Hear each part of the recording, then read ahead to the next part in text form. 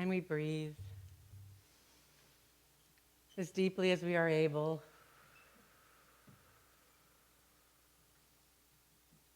In through the nose, out through the mouth, settling in right where we are. Continuing some deep breaths, I invite you to drop your shoulders, to release any tension that you may be holding in your body.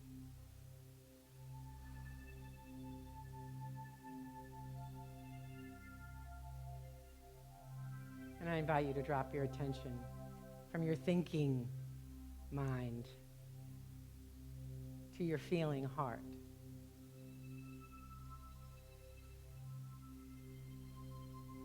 Sending the energy of the breath into our heart space. I invite us to consciously open our heart, expand the energy of our hearts, the energy of light and love, so it fills our bodies, bringing our bodies into alignment, complete alignment with wholeness.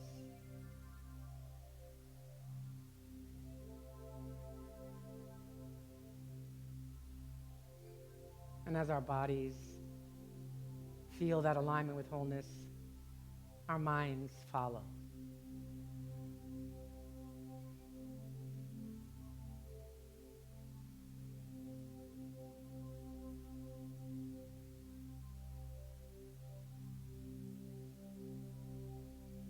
We remember the one power, the one presence, God, good, omnipotence.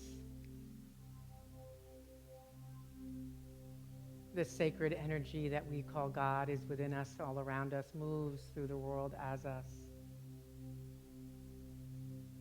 And right now, we fully embrace this truth.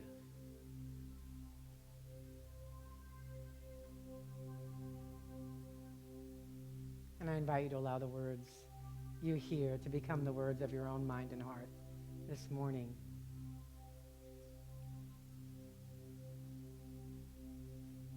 I know that I am the energy of God.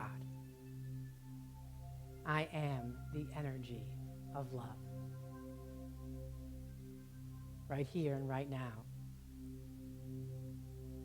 I am infilled with that energy of love and of the divine sacred. And it shines out of me to bless each person that I am occupying physical space with, and each person that I bring into my heart and into my mind. Heck, I wrap the world in this energy of love.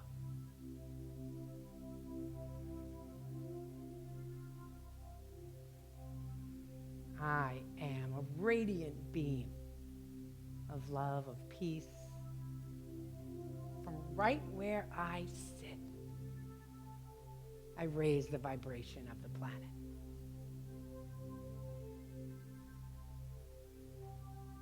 I am powerful with the presence of God, with the presence of love, with the presence of harmony and peace and prosperity and wholeness in and through me by the power of divine energy. I am blessed and I am a blessing.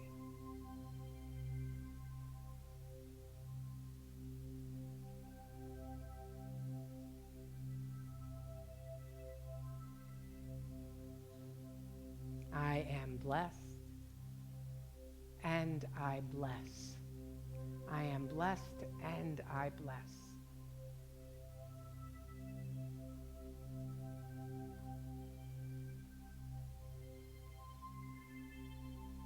In the quiet.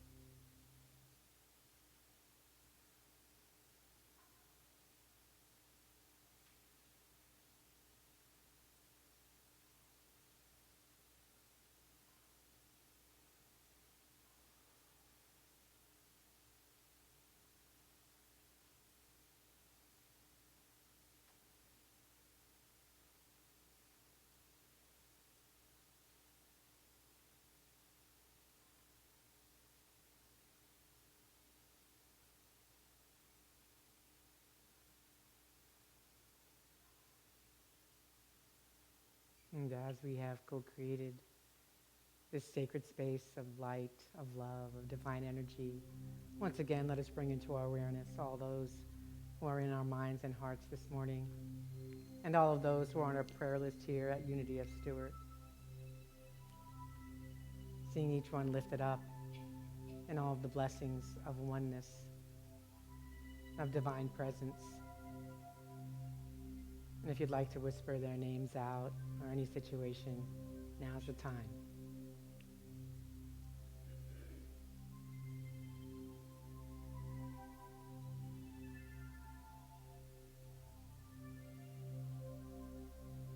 And releasing our loved ones into care and keeping of the One.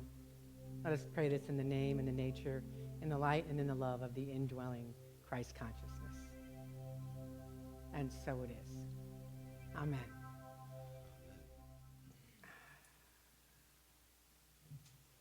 Good morning once again, and especially to those on YouTube and Facebook who might be watching this as a lesson, a standalone lesson later in the week. Welcome. We're glad you're here. There once lived a great warrior. Although he was quite old, he still was able to defeat any challenger.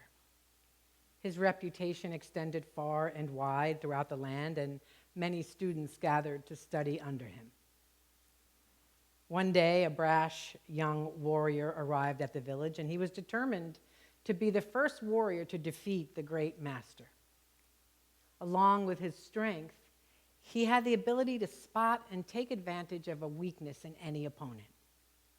He would wait for his opponent to make the first move, thus revealing a weakness, and then he would strike with great force and lightning speed. No one had ever lasted with him in a match beyond the first move. Much against the advice of his concerned students, the old master gladly accepted the young warrior's challenge. As the two squared off for battle, the younger man began to hurl insults at the master. He threw dirt at him and spit in his face. For hours, the story goes, he verbally assaulted him with every curse and insult known to humankind. But the old warrior stood there motionless and calm. Finally, exhausted, the young warrior was defeated and left, feeling ashamed. Somewhat disappointed that the old master didn't fight the young warrior, the students gathered around him and said, "How could you endure such an indignity? What is your secret?" And the master replied, "If someone comes to give you a gift and you do not receive it, to whom does the gift belong?"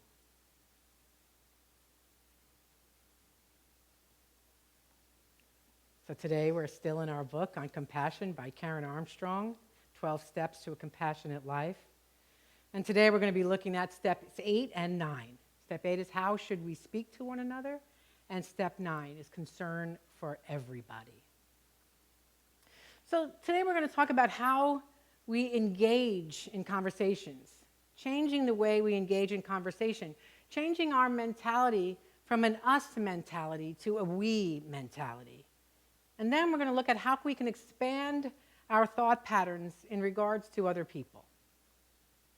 So the first invitation I have for you today is to pay attention to how you engage in conversations. How do you speak to others? I'd like to think that for you and for me, that it's all loving and peaceful all the time. But it's not, right? If it was, there wouldn't be so much fighting between ourselves, between countries, and all around the world. Think about what your natural way of being in conversation or in debate. So often we have our minds made up about a particular idea and we believe we're right and they're wrong, and that's the end of it. Right? And when we discuss our ideas with those who believe differently, do we stop and consciously open our minds to what is being said? So is there a space in us to hear what is being said without prejudging it? so that we can say, I wonder what's behind that, or what they mean by that, or what exactly brought them to that particular position. Probably sometimes, maybe mostly not. Perhaps we think to ourselves, why in the world do they think that way? Are they ignorant? Are they stupid? Why do they think that way? Can't they see the truth? Right? Anybody else? Not just me, right? No, that's what I thought. Not just me. So in the book, Karen Armstrong writes about the ancient Greeks, particularly in Athens, where the citizens learned to debate during the democratic assemblies. They were taught in those days to debate competitively by marshaling their arguments logically and effectively, and to argue their case against each other to win. It was about winning. Clearly about winning and losing. They didn't care about the other guy. They practiced rhetorical ploys to undermine their opponent's positions and had no qualms about discrediting them and their cause in order to marginalize their policies. And then the famed Greek philosopher Socrates came along, and he didn't care for this type of dialogue at all. And he said, in true dialogue, participants must answer in a manner more gentle and more proper to discussion. So Armstrong writes, the Socratic Method was a spiritual exercise designed to produce a profound psychological change in the participants. Notice the plural, in all the participants. Spiritual exercise designed to produce a profound psychological change in all the participants. Because its purpose was that each person should understand, she writes, the depth of his ignorance. And there was no way that anybody could win. Understanding the depth of our ignorance. That sounds really tough, doesn't it? Because, I was thinking about that word ignorance. And it's pejorative, isn't it? It's like when we say somebody's ignorant, what are we saying? We might be saying they're stupid, they're clueless, when we use that word ignorance. But the true meaning of the word ignorance is lack of knowledge or information, unconscious even. So it's simply that. If I say I'm ignorant about something, it means I have no knowledge about it, or I'm unconscious of it. So in those discussions, in those debates, and certainly for us now, as Socrates was saying, keep an open mind.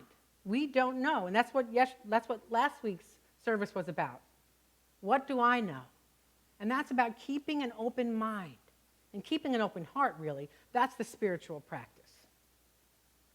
Well, Socrates had a famous student by the name of Plato, and Plato refined this philosophy by suggesting that no real insight would be achieved, even by Socratic dialogue, unless questions and answers are exchanged in good faith and without malice. Questions and answers, good faith, no malice.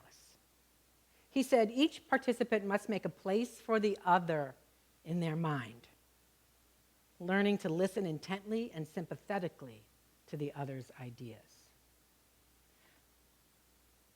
Doesn't mean that we agree. Doesn't mean that we roll over. But we create a space in our hearts and in our minds for the humanity of that other person. For the humanity without totally writing them off. We can take a lesson from Plato, yes? And this procedure, this principle, this approach was used a lot in early spiritual traditions. It was the norm. Both the Buddha and Confucius conducted much, if not all, of their dialogue in a similar manner. Karen tells the story of the Buddha and the tribal people known as the Colomans, Kalamans. They were confused, the Colomans were confused about what to do as they tried to find their place in a burgeoning civilization at that time. So they sent a delegation to the Buddha, the story goes. They were very confused. One teacher after another had come to them, descended upon them, each promoting their own teaching and talking smack about all the others. How could they tell who was right? They asked the Buddha.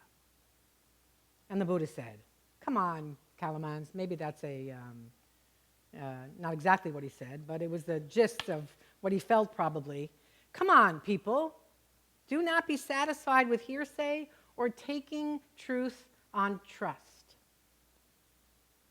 So instead of reeling off his own teaching, what we call the Dharma, and giving the Colomans yet another doctrine to puzzle over, he told them to stop expecting other people to give them the answer. When, if they looked into their own minds and their own hearts, they would find the answer. They knew it already. So step by step, he taught them to draw upon their own experience, their own inner wisdom. So a question, was greed good or bad? Had they not noticed that when somebody was consumed by greed, he could become aggressive and even steal or lie? And had they observed that hatred simply made the hater unhappy? Yes, the Colomans had noticed all this. So the Buddha concluded that they had not needed him at all. They knew his teaching already. So instead of giving in to their hatred and greed, they tried to live more kindly and more generously, and they found that they were happier. So notice that the Buddha asked questions to bring out people's innate, the Colomans, and for us, to ask questions to bring out our own innate wisdom. So to allow ourselves to become the channel for spirit and not what anybody else is telling us to do. For those of you who are online, there's some people outside, and now they're looking in the windows. But it's not distracting at all. No worries, it's all good, Mom and Dad. The Buddha said, knowledge is a process of self-discovery. You do not gain insight by accepting the opinions of other people, but by finding the truth within yourself. Even lay people, he said, can achieve this. That's the Socratic way. So Armstrong suggests, by bringing in the Socratic way into our lives, that we ask ourselves, do I want to win the argument, or am I seeking truth?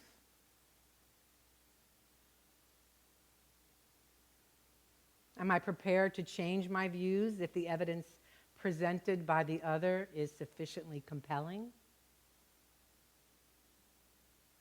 Am I making a place for the other in my thinking? Above all, she says, we need to listen.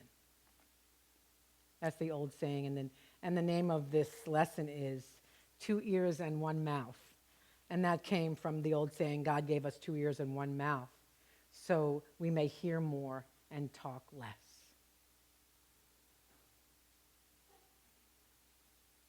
You know what happens, right? When we listen, and the chaplains learn this in their training, that listening is a skill. So to look at when we are listening, what's happening in our brain? Are we responding in our mind to what the person is saying? Are we marshaling our thoughts so that as soon as they're done, we can jump right in with what we think? Right? And if we're in an argument or a debate with someone, are we listening so that we can twist their words and use them to our own advantage? True listening means more than simply the words, hearing simply the words that people are saying. It's looking underneath, to being alert to the underlying message and hear what is not said out loud. Armstrong says, angry speech needs careful decoding. She tells us to take into consideration body language and the choice of imagery that people use. It's not just the words. It's not just words that have meaning when we're feeling triggered or resentful or listening to someone else who's angry. It's history, it's culture. It's the words and it's body language. And underneath all of that is that we're all the same. In our humanness, in our experience in the world, we are all the same. We all have the same needs of safety and security and of love for our kiddos and our children. We all want to be happy. We all want to be prosperous. We all want to be healthy. We're all the same underneath. So when we encounter an argument or an idea that seems strange or ignorant, maybe we should assume that the one providing the information shares the same humanity as we do.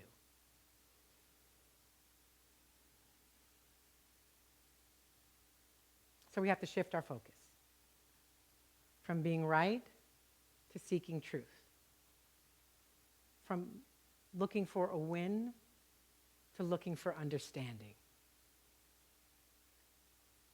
for thinking that the other person is wrong to assuming we're all interested in a non-competition, a non-competing outcome, a win-win for everyone. Karen says this, in today's world, remember, I think she wrote this in 2009, if I'm not mistaken. In today's world, understanding different national, cultural, and religious traditions is no longer a luxury. It is now a necessity and must become a priority. She talks in the book about a Buddhist exercise that will help us have concern and compassion for everyone. An exercise to help us remember that we all have intrinsic worth, that we are all spiritual beings having a human experience, that we're all spiritual beings having a human experience. We could call it oneness thinking, and for shorthand. Here's how it goes. When you get up in the morning, remember those who planted, picked, and spun the cotton of your sheets, and who collected, treated, and exported the beans you grind for your morning coffee.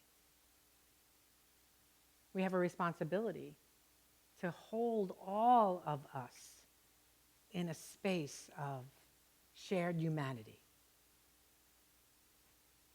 And I can't let this piece go without saying that, especially those who work in poor conditions and those who may be exploited.